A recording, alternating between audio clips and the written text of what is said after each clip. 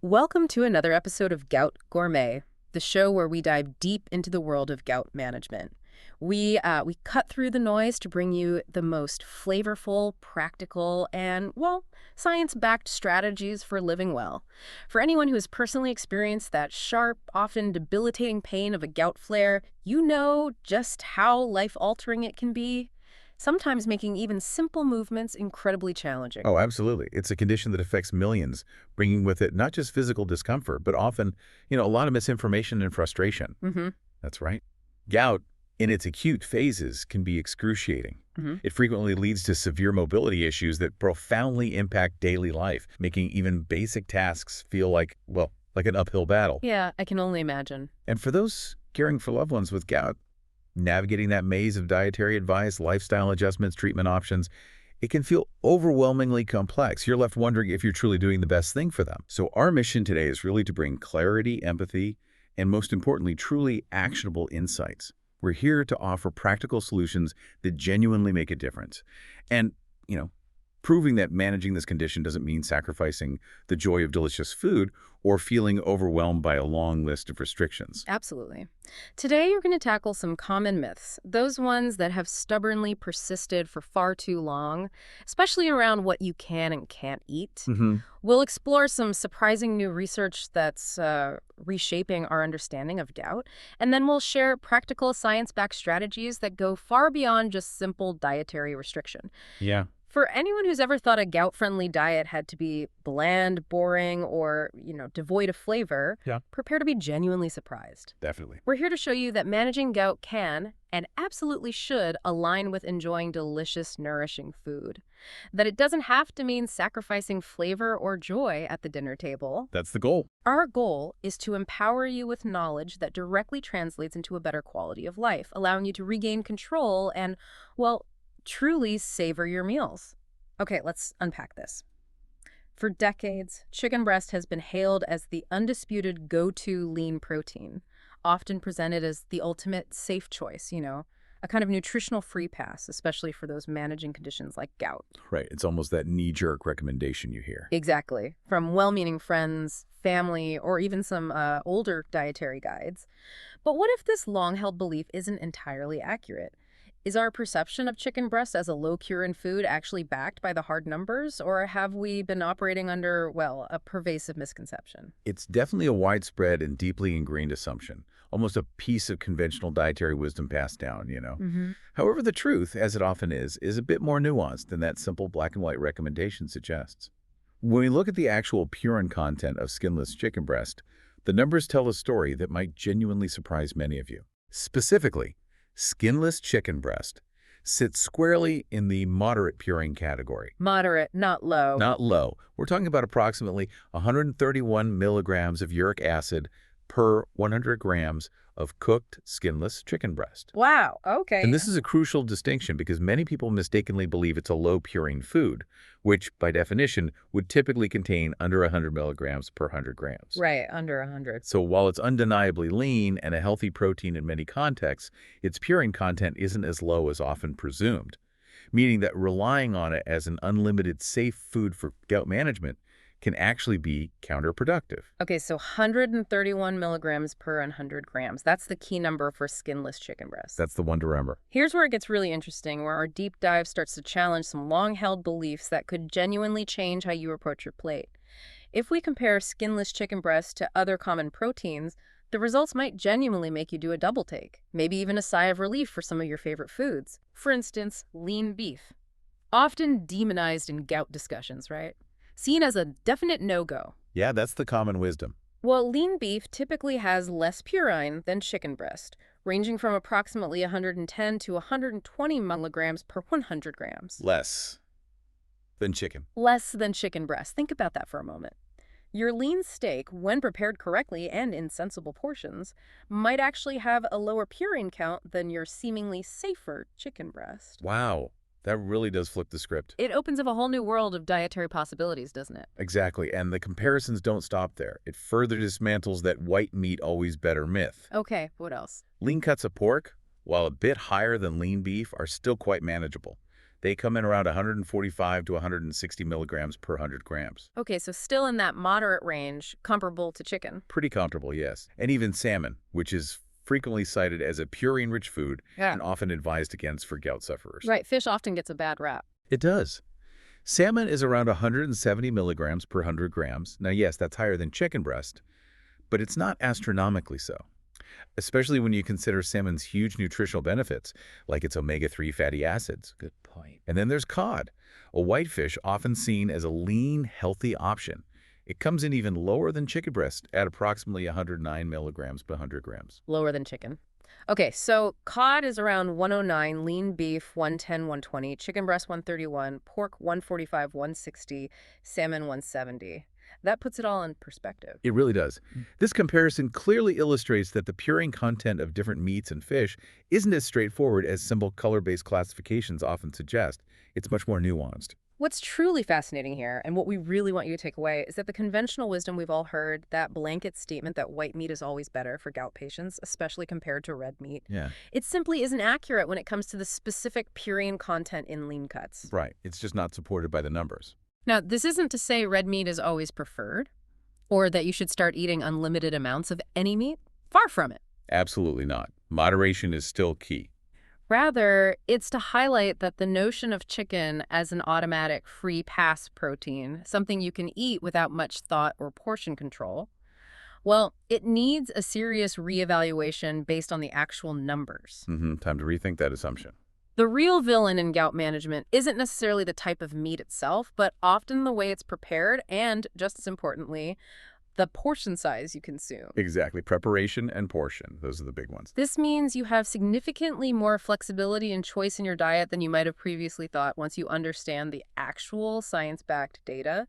It's about informed choices, not blind restriction. Empowered choices. That's what we aim for. Hashtag #TAG2. The art of smart chicken preparation for gout management. So if chicken isn't this low purine free pass we once thought it was, what does this all mean for those of us who genuinely enjoy it, want to keep it as a delicious, versatile protein in our diet? Right. Do we have to give it up entirely? Sacrifice a staple that's often convenient, accessible, a go-to for so many meals? That sounds pretty disheartening. Absolutely not. That would be an overly restrictive and frankly unnecessary conclusion. That's exactly the kind of black and white thinking we aim to debunk here on Gout Gourmet. Okay, good. So what's the alternative? This raises an incredibly important question. How can we still enjoy chicken breast while actively minimizing its purine impact and ensuring it remains a gout-friendly option? This is where the cooking method becomes an absolute game changer. Your secret weapon, if you will, in managing gout without completely overhauling your entire diet. The how, not just the what. Precisely. Recent research, particularly fascinating studies from Japan, has really illuminated how different preparation techniques can dramatically affect purine extraction and retention within the meat itself. Interesting. It's not just what you eat, but how you prepare it that holds the key to greater dietary freedom. Okay, let's dive into some specifics here, because these sound like truly actionable tips people can use right away. What methods should we be thinking about? Great. Let's bring it down. First, consider boiling. This might seem counterintuitive to many because boiling chicken is often done to make it healthier or to create broth, right? Exactly. But here's the surprising, crucial fact. Boiling meat can actually increase the purine content in the cooking liquid by over 300% compared to the original meat. 300% in the liquid. Yes. So what does this mean for you? If you're boiling chicken and then using that broth for soups, stews, or sauces, thinking you're getting all the nutrients, you're inadvertently concentrating the very compounds, the purines, you want to avoid in a gout-friendly diet. So the broth becomes a purine trap. It's exactly that, a purine trap. So while boiling the chicken itself might leave less purine in the meat because it leaches out, Right. discarding that cooking liquid is absolutely paramount. Don't use it. Okay, that's a huge takeaway. Discard the boiling liquid. What about other methods? Next, there's microwave cooking. Interestingly, microwaving can be quite efficient at extracting all purines from the meat into the internal moisture, often more effectively than even boiling. So it pulls the purines out. It does, but here's the catch. This isn't necessarily a good thing if you're consuming the meat itself because those extracted purines are still within the chicken you're eating. just maybe redistributed. Ah, so they don't actually leave the piece of chicken you eat. Exactly. The issue isn't what leaves the meat, but what stays in it when you consume it. Microwave doesn't effectively remove them from the portion you're about to eat. So probably not the best choice here. Okay, so boiling is out. If you use the broth, microwaving keeps the purines in. What should we be doing? This leads us directly to poaching or gentle cooking methods. For effective gout management, these are truly your sweet spot. Gentle methods like poaching.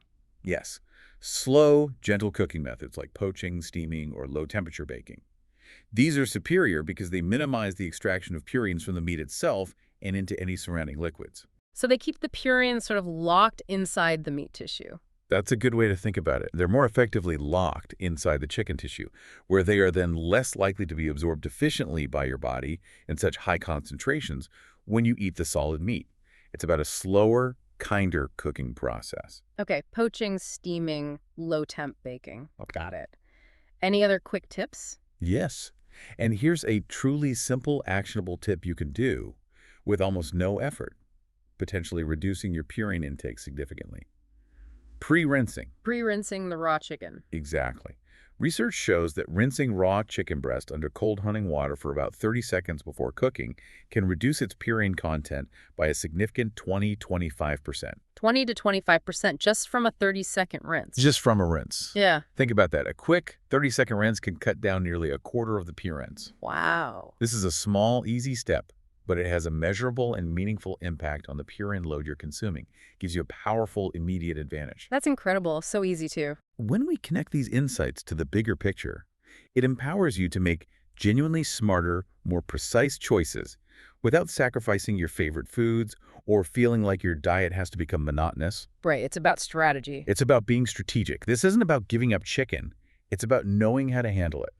Here's a clear 5-point strategy for enjoying chicken in a gout-friendly way. Okay, let's hear it. First, choose skinless breast. This is foundational, non-negotiable. Skinless chicken breast already contains approximately 44 milligrams less uric acid per 100 grams compared to chicken with the skin on. Okay, big difference right there. Huge difference. That's a substantial reduction right off the bat, making it the unequivocally preferred cut. Step 1, skinless. Got it. Second, pre-rinse with cold water. Make this a routine. Incorporate that simple but remarkably effective 20–25% purine reduction we just talked about. Right, that 30-second rinse. It's quick, almost effortless, and pays significant dividends. Before you even apply heat, you've already knocked down the purine load. Okay, step 2, rinse. Third, limit portions judiciously. This is absolutely crucial for any moderate purine food, really, for any protein source in gout management. Portion control. Stick to about 4 ounces, or roughly 113 grams per serving. This controlled portion delivers approximately 148 milligrams of uric acid, which is well within the moderate daily purine allowance when carefully balanced with other low purine foods throughout your day. 4 ounces. That's a specific target. It is. Remember, it's not about complete elimination, but about mindful, informed portion control. Okay, step 3, 4-ounce portion. Fourth, use gentle cooking methods religiously. Favor poaching, steaming, or low-temperature baking over aggressive high-heat methods like deep frying or high-heat grilling. Like we just discussed. Exactly. These gentle methods are key to keeping the purines locked within the meat more effectively and, crucially, preventing their undesirable concentration in cooking liquids. Plus, it keeps the chicken tender and moist. Good point. Step 4, gentle cooking. And fifth, and this is a make-or-break point, always skip the cooking liquid. Back to the broth issue. Yes. If you've gently poached or steamed your chicken, it's paramount that you avoid using the chicken broth or drippings from that cooking process in your subsequent meals. Because they're full of purines. Full of extracted purines. Consuming them would directly undermine all your careful preparation and significantly increase your uric acid load. Dispose of that liquid. Okay. Step 5. Ditch the cooking liquid. So skinless, rinse, 4 ounces, gentle cooking, ditch the liquid. That's the strategy. That's the strategy for enjoying chicken safely. So it's really not about avoiding chicken entirely, which is a huge relief for many of us who enjoy it. Definitely a relief. Instead, it's about being incredibly smart, precise, and intentional with how you select and prepare it. This really drives home the powerful point that a gout-friendly diet doesn't have to be endlessly restrictive, bland, or boring. It just needs to be informed. Informed, precise, and strategic.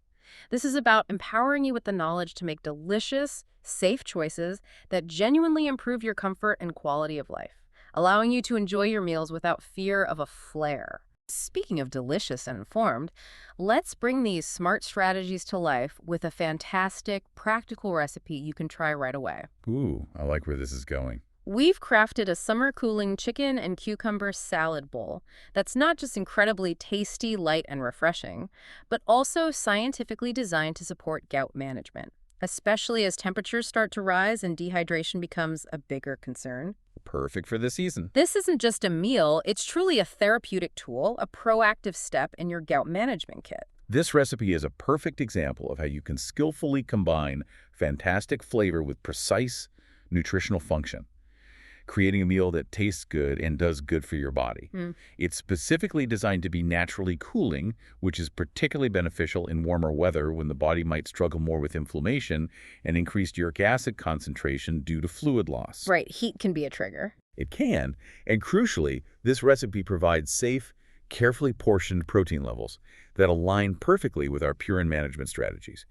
Every single ingredient in this bowl has a purpose that extends far beyond just taste. Okay, let's break down the ingredients. Why are these superstars in this bowl? Let's do it. At the heart of it, we have our chicken breast, 4 ounces, skinless, prepared exactly how we just discussed, right? Precisely.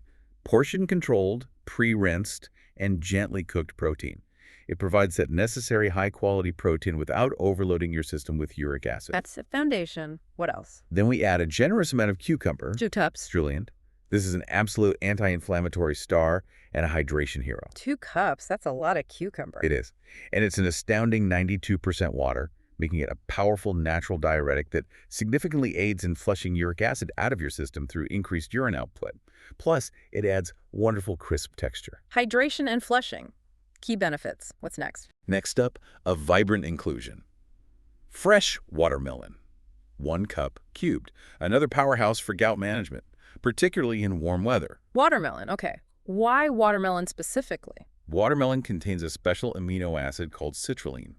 Your body converts this to arginine, and both help support kidney function and nitric oxide production. This improves blood flow and aids in efficient uric acid excretion. Ah, so it helps the kidneys do their job. Exactly.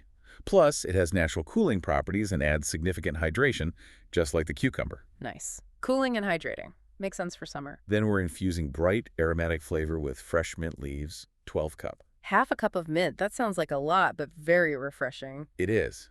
Beyond its incredibly refreshing taste, mint offers natural cooling properties due to its menthol content.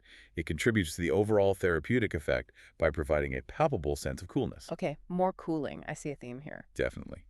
Adding a unique textural and traditional element, we have mung bean sprouts, 14 cup. Mung bean sprouts. Interesting. These have been traditionally used in traditional Chinese medicine for centuries, classified as a cooling food that helps dispel internal heat and inflammation.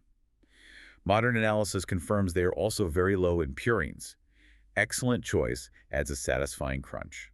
Low purine and cooling. Perfect. What about the dressing? For the dressing, lime juice, 2 TBSP, is absolutely key. It's a fantastic, concentrated source of vitamin C. Ah, vitamin C for uric acid excretion. Exactly. Well known for its ability to aid in uric acid excretion. Studies show it can lower uric acid levels. Plus, the acidity provides a bright, zesty counterpoint. Good. And what else in the dressing? Fresh ginger, 1 TSP, minced, serves a powerful dual purpose. It's a potent, natural anti-inflammatory agent containing compounds like gingerols that actively reduce inflammation and pain pathways. So flavor and anti-inflammatory benefits. Both. Delicious, zesty seasoning and significant internal benefits. Acts as a natural analgesic and anti-inflammatory. Great. Anything else? Finally, sesame oil, 1 TBSP, and honey, 1 TSP, round out the dressing. Sesame oil offers healthy fats, important for overall health, while honey provides just enough natural sweetness to balance the tartness of the lime and the sharpness of the ginger. Creates a harmonious flavor without refined sugars. Okay, so chicken, cucumber, watermelon, mint, sprouts, and that lime ginger dressing sounds delicious and very purposeful. It really is. And the preparation itself is where all those smart cooking strategies we discussed truly come to life. Right, making it gout-friendly. How do we put it together? It's all about intentional steps. For the chicken prep, you begin by rinsing your 4-ounce skinless chicken breast under cold running water for 30 seconds. Step 1. Rinse. Reduces purines by 20–25%. Exactly. Then pat it dry and season lightly with salt and a touch of minced ginger. Okay, then the cooking. Next is the crucial low and slow cooking. The chicken is placed into simmering, not vigorously boiling, water with additional slices of fresh ginger. Gently poached for about 12 to 15 minutes or until cooked through. Gentle poaching, key to minimizing purine extraction. Absolutely key. Avoid high-heat methods like frying or grilling for this application. Got it. What happens after poaching? After cooking, cooling down is important for this salad.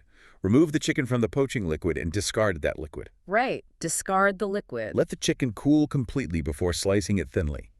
This helps it firm up and ensures a pleasant texture in the cold salad. Okay, cool, then slice. Then assembly. Assembling the bowl.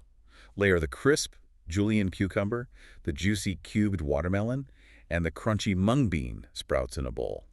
Creates a vibrant, appealing base. Sounds beautiful already. Then whip up that simple dressing.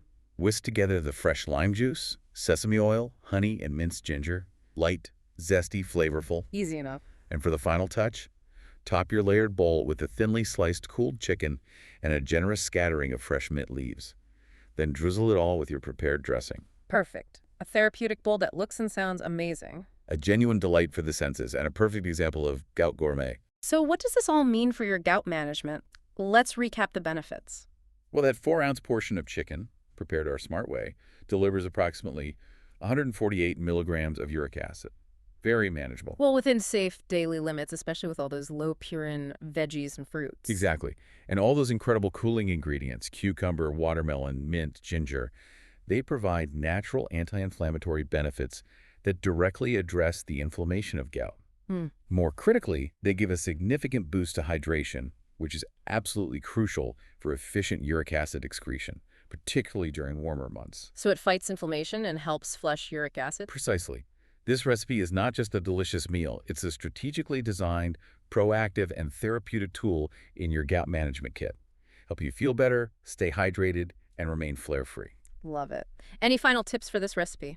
Yes, a crucial pro tip, especially for those who might struggle with mobility or just need that reminder to prioritize hydration. Consistently pair this summer cooling chicken and cucumber salad bowl with at least 16 ounces of water.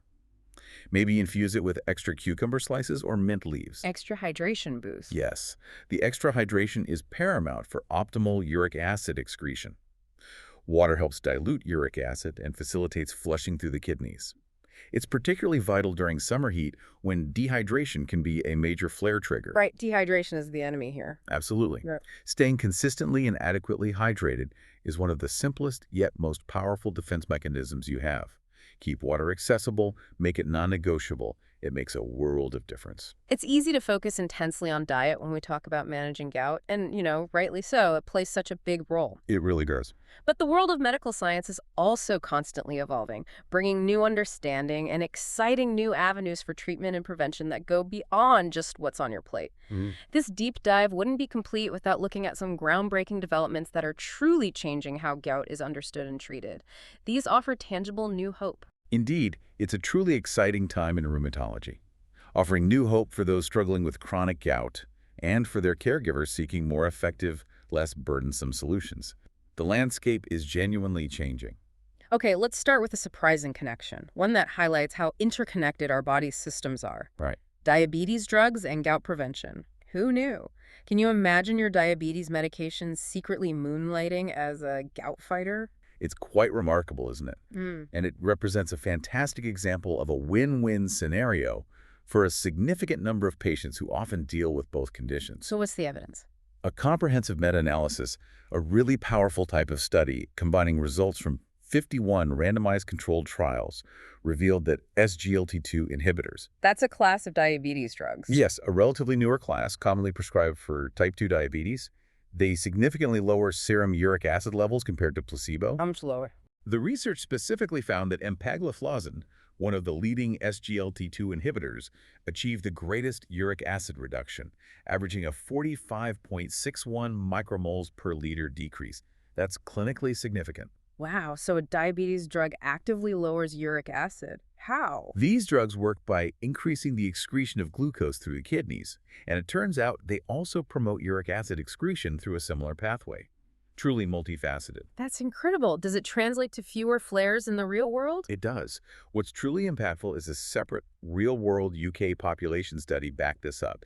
It showed that patients with both gout and type 2 diabetes who started SGLT2 inhibitors experienced a notable 21% reduction in recurrent gout flares compared to those on other diabetes meds. 21% fewer flares. That's significant. Very significant. And here's a critical point. Unlike some traditional uric acid lowering therapies, which can sometimes paradoxically cause an initial spike in flare risk when treatment begins, Right, that dreaded initial surge. these SGLT2 inhibitors did not cause that. So it offers a powerful dual benefit controlling diabetes and reducing gout flares without that initial risk period. That's a huge plus for patient comfort and adherence. Okay, from diabetes drugs to the ocean. What's happening there? Right. Ocean's bounty, marine foods fighting hyperuricemia. The ocean isn't just full of fish. It might be swimming with potential gout-fighting superpowers. Marine foods. Like what? This new research is incredibly promising. A systematic review published early 2025 highlights how bioactive compounds from various marine foods can actively prevent hyperuricemia, high uric acid levels, through multiple sophisticated mechanisms. Bioactive compound. Yes, things like marine peptides, polysaccharides, and specialized lipids found in organisms from deep-sea fish to algae and shellfish. And how do they help with gout? They work in complex ways, regulating uric acid metabolism, maintaining intestinal health, which is crucial for uric acid processing, reducing systemic inflammation, and alleviating oxidative stress. So a multi-pronged attack. Exactly. For example, specific marine fish protein peptides have been shown to restore beneficial gut bacteria, like lactobacillus, and repair intestinal barriers. This points to a dietary approach beyond just purine restriction, looking at the broader health benefits of these marine compounds. Fascinating. So looking beyond just avoiding purines to adding beneficial compounds. Precisely, a more holistic view. Okay, now for those seeking completely new treatment options, you mentioned a big development from China. Yes, game-changing gout medication. Dotinurad approved in China.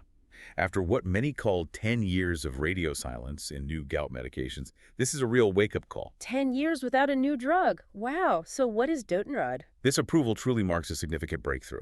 Dotinurad, marketed as Ulasi, is the first entirely new gout medication approved in nearly a decade. And how well does it work? In rigorous clinical trials with 451 gout patients, it achieved genuinely superior results compared to febuxostat, a common existing treatment. An impressive 73.6% of patients on Dotinurad reached target uric acid levels versus only 38.1% in the febuxostat group. That's a huge difference in effectiveness, nearly double. A clear and substantial improvement, and it works differently too. It's a selective URAT1 inhibitor. URAT1 inhibitor, what does that mean? It works by blocking a specific transporter protein in the kidneys called URAT1. This protein normally reabsorbs uric acid back into the bloodstream. By inhibiting URAT1, Dotinurad ensures more uric acid gets flushed out through urine. So it increases excretion rather than blocking production like some other drug. Exactly. It offers a distinctly new mechanism of action for patients who haven't responded well to existing treatments or have side effects. This approval really ends that decade-long stagnation in drug development. That's fantastic news for patients needing more options. Okay, finally, something many of us enjoy daily. Coffee. Yes. Coffee compound breakthrough from Spanish scientists. Could your morning coffee literally contain the key to gout relief? Sounds almost too good to be true. What's the compound? This is truly exciting, stemming from long-term research. Researchers at the University of the Balearic Islands patented a treatment based on 7-methylxanthine, a molecule naturally found in both coffee and cocoa. 7-methylxanthine. Okay, what does it do? After a decade of dedicated research, they discovered it performs two critical functions. First, it significantly increases sodium urate solubility, helps uric acid dissolve more easily. Okay, makes it less likely to solidify. Right. Second, and crucially, it actively prevents the formation of those painful uric acid crystals in joints, the direct cause of gout flares. It stops the crystals from forming. That's huge. It is. This actually evolved from the earlier discovery in 2014 that theobromine from chocolate could also inhibit crystallization. That led them to study related compounds like 7-methylxanthine. Interesting connection to chocolate, too. The pharmaceutical industry is already showing major interest, as this offers a potentially safer, more effective alternative to current treatments that often have notable side effects. It could lead to a much more comfortable treatment experience. Wow. From diabetes drugs to marine life to new inhibitors to coffee compounds. A lot of hope on the horizon. Definitely a time of exciting progress. With warmer weather upon us, it's really important to understand how environmental factors can significantly impact gout. For many, summer, despite being fun, can unfortunately feel like gout season. Why is that? Research backs this up. Higher ambient temperatures are indeed associated with a significant 40% increased risk of gout attacks compared to moderate temperatures. 40% increase, that's substantial. What causes it? It's often a perfect storm. Increased heat naturally leads to a greater risk of dehydration as we sweat more. This fluid loss concentrates uric acid in the bloodstream, making crystallization more likely. Dehydration concentrating uric acid. Makes sense. Then that's often coupled with potential increases in alcohol consumption during summer festivities, vacations, social gatherings, maybe dietary shifts too. These factors together can dramatically increase uric acid concentration and trigger flares. Right. And you mentioned mobility issues earlier. Dehydration must be even tougher for those folks. Absolutely. Staying consistently hydrated might be even more of a challenge if they struggle to get to water sources easily throughout the day. It requires extra conscious effort. So, given this increased risk, what proactive steps can we take to defend against summer flares? How can people enjoy the season comfortably? It's not about hiding indoors. It's about being strategic, informed, and well-prepared. Okay, strategy number one. First and foremost, a robust preheat hydration protocol. Hydration is always paramount, but critically vital when the mercury rises. Okay, how do we ramp it up? Start each day strong. Begin with at least 16 ounces of room temperature water, even before your morning coffee or breakfast. Kickstarts hydration. 16 ounces first thing. Got it. Active sipping. During any outdoor activities or prolonged sun exposure, actively add 8 ounces of water every hour. Sip steadily. Don't wait until you feel thirsty. 8 ounces an hour when active outside. Okay. Amplify your total intake. Aim for 3 to 4 liters of water on hot days. That's significantly more than the usual 2-3 liters. Especially vital for those with mobility issues, keep water accessible at all times. 3 to 4 liters total. Wow, that's a lot of water. It is, but it's crucial for flushing out uric acid. Also, consider electrolytes. For prolonged activity in intense heat, a low-sugar electrolyte solution can help replenish lost minerals without adding unnecessary sugars. Good tip. Okay, hydration protocol is key. What else? Next, strategically consider cooling food integration. Beyond our featured recipe, incorporate naturally cooling foods throughout your day to help regulate body temperature, reduce inflammation, and boost hydration. Like what, for example? In the morning, think refreshing cucumber water with fresh mint, or a smoothie with watermelon. For lunch, Yeah.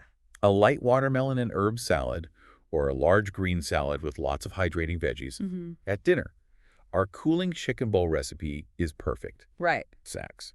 Frozen grapes, sliced melon, or celery with a little almond butter, all excellent hydrating cooling choices. Nice. Integrating cooling foods throughout the day. What's truly fascinating here is that ancient Chinese medicine, over 2,000 years ago, had already meticulously classified foods as cooling, warming, or neutral. Right. You mentioned that with the mung beans. Exactly. And modern research is now consistently confirming that these traditional cooling foods like cucumber and watermelon do indeed help reduce inflammation, lower core body temperature, and support detoxification. Ancient wisdom meets modern science. It's a wonderful convergence. It means you can leverage time-tested dietary principles with scientific backing. Okay, so hydration and cooling foods. What about practical heat management techniques? Good question. Beyond diet, there are practical things you can do. Avoid peak heat exposure. Simple but effective. Limit outdoor activities, especially strenuous ones, between 11 a.m. and 3 p.m. Plan for early mornings or evenings. Stay out of the midday sun. Makes sense. Utilize cooling towels. Keep damp cloths or cooling towels handy. Use them on pulse points like wrists, neck, behind the knees. Provides immediate relief. Good tip for instant cooling. Take cool showers. Regularly take cool, but not icy cold showers. Helps regulate core temperature without shocking your system. Cool, not cold. Got it. Apply cooling gel pads. For localized joint comfort, especially during flares or when trying to sleep, placing these on affected joints can be very soothing. Like for specific joints that are bothering you. Exactly. And dress smart. Opt for loose-fitting, light-colored clothing made from breathable fabrics like cotton or linen. Helps air circulate and sweat evaporate. Practical tips for staying cool. Anything else we should have ready? Yes. Finally and critically, have an emergency heat-triggered flare kit ready and easily accessible. Whether for yourself or someone you care for, being prepared makes a huge difference. A flare kit. What should be in it? Keep ice packs, wrapped in thin towels, in the freezer for reducing swelling and numbing pain. Ice packs? Check. Ensure you have your prescribed colchicine or NSAIDs readily accessible and check they haven't expired. Know your dosage. These are often the first line of defense. Medication's ready to go. Okay. Low-sugar electrolyte solutions can be immensely beneficial for rapid rehydration, especially if you've been sweating a lot. Avoid sugary sports drinks. Electrolytes for rehydration. Good. And those cooling gel patches we mentioned, they provide immediate, localized relief, invaluable when a flare strikes unexpectedly. Okay, so ice, meds, electrolytes, cooling patches, that's the emergency kit. Exactly. Being prepared empowers you to act quickly, which can significantly shorten the agony and disruption of a flare. #tag TSI, fun facts and food for thought. As we round out our deep dive, let's share a couple of intriguing facts that bring together some of our themes. Reminders that there's always more to learn. Always. Here's a fascinating one. Did you know that traditional Thai native chickens, the slow-growing kind, often raised in less stressful environments, Yeah. they have significantly lower purine and uric acid levels than the fast-growing, commercially farmed broiler chickens we usually see? Really? Why is that? It turns out stressed-out chickens, much like stressed-out humans, can actually produce more purines. Stress increases purines in chickens. It seems so. Yeah. It really underscores the systemic nature of our body's processes and how factors like stress animal or human can profoundly influence biochemical makeup and health outcomes. We think about food quality and how animals are raised. That's truly thought-provoking. It suggests slower, more natural processes might have benefits we've overlooked. The connection between stress and purines is fascinating. It really is. And building on that, remember how we talked about ancient Chinese medicine classifying foods as cooling or warming? Yeah. The cucumbers and watermelon? Exactly. Well, modern scientific research is now definitively confirming that these traditional cooling foods do actually help reduce inflammation and body heat, just as those ancient texts described thousands of years ago. So the ancient wisdom was right on the money. Right on the money. This delightful convergence of ancient wisdom and cutting-edge modern science is a testament to the power of astute observation and natural remedies. It shows the path to wellness often involves looking both forward and backward. That's a great perspective. The world of gout management is dynamic. New discoveries constantly reshape our understanding and offer more effective, less burdensome ways to live well. There's always hope and new strategies to explore. #TagShagOutro. So what does this all mean for you?